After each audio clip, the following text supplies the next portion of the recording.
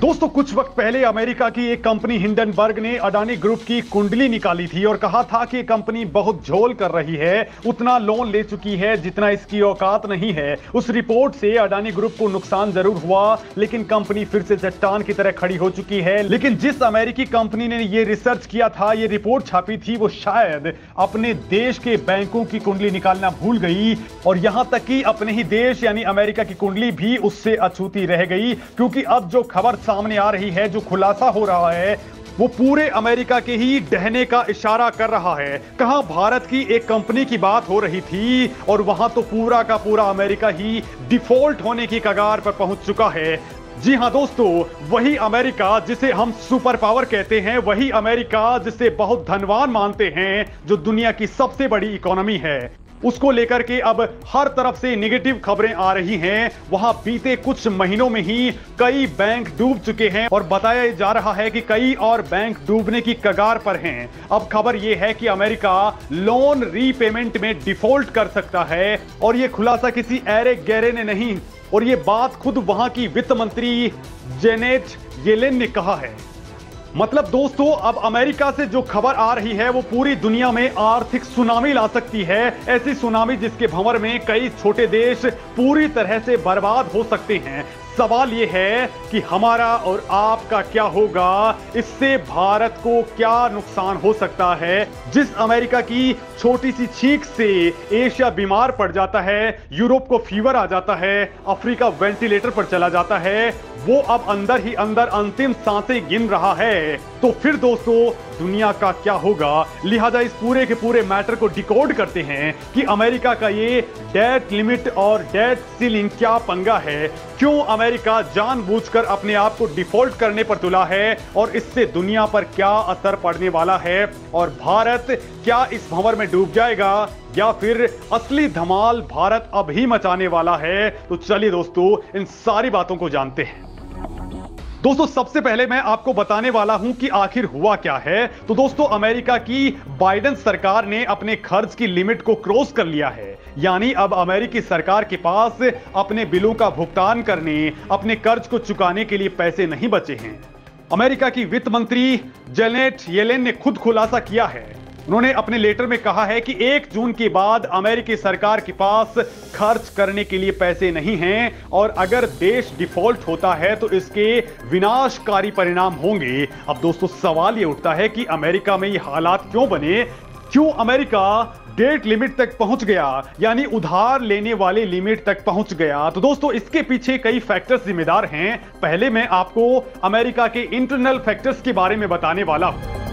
दोस्तों first world war के दौरान धन जुटाने के लिए अमेरिकी सरकार के लिए एक डेट लिमिट डिसाइड की गई। ये लिमिट अमेरिकन कांग्रेस डिसाइड करती है, मतलब अमेरिकी सरकार कितना खर्च करती है इसकी निगरानी अमेरिकी कांग्रेस करती है और खर्च करने की सीमा तय की गई है, जिसे 1960 के बाद 78 बार बढ़ाया जा चुका है। पिछली बार इस डेट लिमिट को दिसंबर 2021 में बढ़ाया गया था और इस सीमा को 31.4 ट्रिलियन डॉलर कर दिया गया, लेकिन अब ये सीमा को पार कर गया है। अमेरिका में अब राजनीतिक ध्रुवीकरण बढ़ चुका है। अमेरिका का कर्ज पिछले 1 दशक में 2 गुना हो चुका है, जिसकी वजह से कर्ज की सीमा पर झगड़े भी यहां पर अब भयावह हो चुके हैं। अब बाइडेन सरकार कह रही है कि इकोनॉमिक क्राइसिस और कोरोना पैंडेमिक की वजह से गवर्नमेंट के खर्चों में भारी बढ़ोतरी के कारण ये सीमा क्रॉस हो गई। अगर खर्च में कटौती की जाती तो फिर उनकी सरकार सोशल सिक्योरिटी, मेडिकेयर, बुजुर्गों को दी जाने वाली सहायता, फूड और हाउसिंग प्रोग्राम का भुगतान नहीं कर पाती और इससे अमेरिका की सामाजिक व्यवस्था ही चरमरा जाती। लिहाजा सरकार का बजट घाटा काफी ज्यादा बढ़ गया। अब दोस्तों बाइडेन सरकार के लिए बड़ा खतरा इस वजह से है क्योंकि संसद में उनकी विरोधी रिपब्लिकन पार्टी बहुमत में है, जो लगातार सरकार से खर्च में कटौती की डिमांड करती आ रही है। लेकिन बार बार कहने के बाद भी बाइडेन सरकार ने खर्च में कोई कटौती नहीं की, जिसकी वजह से खजाना खाली हो गया। दोस्तों अमेरिका में ये डेट टू जीडीपी रेशियो साल 2022 में 120% तक पहुंच गया, जो सेकेंड वर्ल्ड वॉर के दौर से भी बहुत ज्यादा है। सेकेंड वर्ल्ड वॉर के बाद साल 1945 में ये 114% था। पिछले 2 सालों में इसमें बेतहाशा बढ़ोतरी हुई है। साल 2020 तक अमेरिका का कुल कर्ज 8.2 लाख करोड़ डॉलर बढ़ चुका है, जबकि पहले $8.2 ट्रिलियन तक पहुंचने में इसे 230 साल लगे थे। दोस्तों, माना जा रहा है कि अमेरिका का कर्ज साल 2033 तक $51 ट्रिलियन तक पहुंच जाएगा, यानी अगले 10 साल के अंदर ही इसमें $20 ट्रिलियन की बढ़ोतरी हो सकती है। खैर दोस्तों, ये फ्यूचर की बात है, लेकिन दोस्तों इस वक्त की अगर मैं बात करूं तो रिपब्लिकन पार्टी की ओर से कहा गया है कि इस बार खर्च करने की सीमा को नहीं बढ़ाया जाएगा, जिसका मतलब यह हुआ कि अमेरिका अपने इतिहास में पहली बार डिफॉल्ट करने वाला है। यानी ठीक से कहें तो अमेरिका जानबूझकर ऐसा करने वाला है, ठीक से कहें तो अमेरिका पाकिस्तान और श्रीलंका बनने वाला है। हालांकि बाइडेन ने संकट को हल करने के लिए 9 मई को रिपब्लिकन्स और डेमोक्रेटिक लीडर्स को बुलाया है, जिसमें तय होगा कि कर्ज की लिमिट बढ़ेगी या फिर दुनिया में सुनामी आएगी। वैसे दोस्तों, एक्सपर्ट इसे अमेरिका में पॉलिटिकल ब्लैकमेलिंग भी कह रहे हैं, लेकिन वास्तव में इसके पीछे कुछ ऐसे कारण हैं जो एक्सटर्नल भी हैं, यानी दुनिया से जुड़े हुए हैं। दुनिया के देश अब अमेरिका से अपना पिंड छुड़ाना चाहते हैं। दरअसल दोस्तों, इस वक्त डॉलर को पूरी तरह से चुनौतियां मिल रही हैं। अमेरिकन डॉलर ने लगभग 8 दशकों तक दुनिया की इकोनॉमी पर राज किया है। इसे अमेरिका का सीक्रेट वेपन भी कहा जाता है, तो वहीं दुनिया की सबसे सुरक्षित एसेट्स में भी एक माना जाता है। आपसी कारोबार के लिए दुनिया इस करेंसी पर डिपेंडेंट रही है, लेकिन अब कई देश डॉलर से दूरी बनाना चाहते हैं। इस कारण डॉलर का फ्यूचर संकट में आ चुका है कि उसकी लीडरशिप अब बनी भी रहेगी या फिर नहीं, इस पर सवाल उठ रहे हैं। चीन ने सऊदी अरब, फ्रांस, रूस और ब्राजील के साथ कई सौदे अपनी करेंसी में किए हैं। ब्रिक्स देश यानी ब्राजील, रूस, भारत, चीन और दक्षिण अफ्रीका ने भी नई करेंसी को इजाद करने की सहमति जता दी है। ब्राजील के राष्ट्रपति ने अपने लोगों से अमेरिकन डॉलर से छुटकारा पाने को कहा है। भारत ने भी आज की डेट में 19 देशों के साथ अपनी करेंसी यानी रुपए में ट्रेड करना शुरू कर दिया है। तो वहीं दोस्तों, चीन की करेंसी भी तेजी के साथ बढ़ रही है। ब्राजील के फॉरेन रिजर्व में तो दूसरी सबसे बड़ी करेंसी युआन ही है। इसी तरह रूस के रिजर्व में भी 33% तक युआन है। रूस की कंपनियों ने पिछले साल युआन में बॉन्ड जारी किए थे। अमेरिका में बैंकिंग क्राइसिस के बीच लोगों ने अरबों डॉलर क्रिप्टो करेंसीज और डॉलर में इन्वेस्टमेंट कर दिए हैं। 2 हफ्ते में अमेरिकी बैंकों से 225 अरब डॉलर निकाले जा चुके हैं। दुनिया के फॉरेक्स रिजर्व में कभी डॉलर का हिस्सा 72% हुआ करता था, जो अब 59% तक आ चुका है।